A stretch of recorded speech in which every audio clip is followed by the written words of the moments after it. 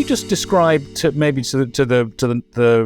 non-specialists, those that don't work in marketing, who are listening or watching, what sort of data is most important to you in your work? Can you just unpack what you mean by those impressions to our listeners?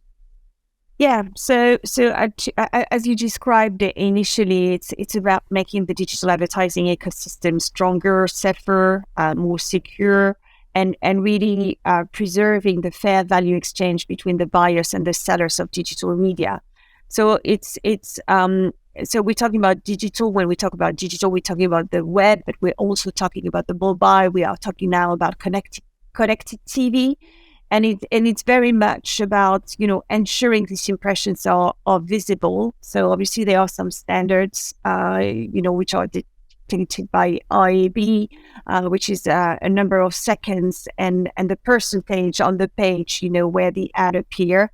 Because sometimes for different reasons, you could scroll down, change of page, and only 20% of the ad would appear.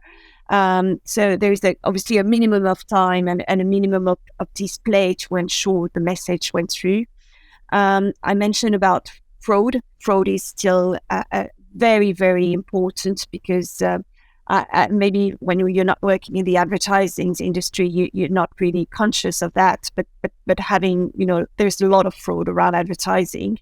And a risk that actually it's a fake website. There are different type of frauds, but it could also be some kind of robot actually clicking and not a proper human. So obviously we have technology behind to ensure, even if these robots are very clever, to ensure that we make sure this is really a non-fraudulent impressions.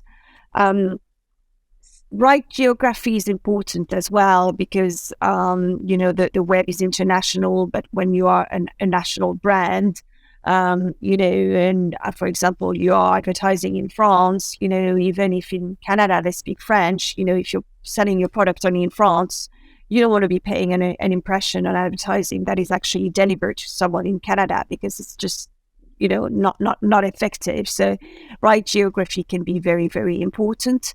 And finally, brand safe environment, as we discussed, ensuring that this is the safe. So what I mean by safe, the difference between safety and suitability. Safety would be more, you don't want to be around violence, or disinformation's websites. Suitability would be more, as I mentioned before, around the brand suitability, about having the right environment for your brand. So, all this data is so important, and the purpose of this data is really to help maximize the return on investment of the digital advertising, drive campaign quality and effectiveness. So I think, as a summary, what I would say is that it's quite hard to separate data from tech. They work together. What you've touched definitely, you've touched on some of this already. Are there any specific challenges that you face in making sure that the data is useful for you, ensuring it's clean, it's intact, it's usable? Are there any specific challenges that you face that will verify for that?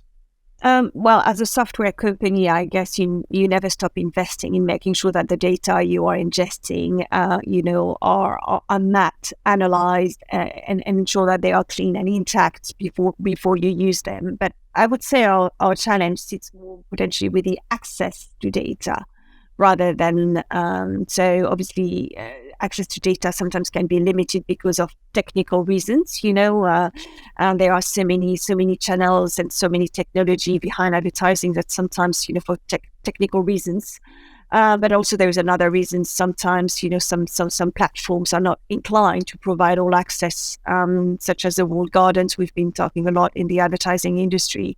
So full transparency is still an important topic. So I would say, the challenge sits more with the access than having clean and usable data. Got you. And I mean, does that? I mean, obviously, given the extreme amount of both e-commerce and social media usage, I was going to say countries like, but there are no countries like China. I presume that in terms of some of the platforms like WeChat and Sina Weibo and so on, you face challenges in actually getting access to them at all because they're controlled by the Chinese government that doesn't want them used in that kind of way. No, there is no access in China. There's no access. We do not operate in China. And fair enough. None of technology company in the ad verification world can operate in China.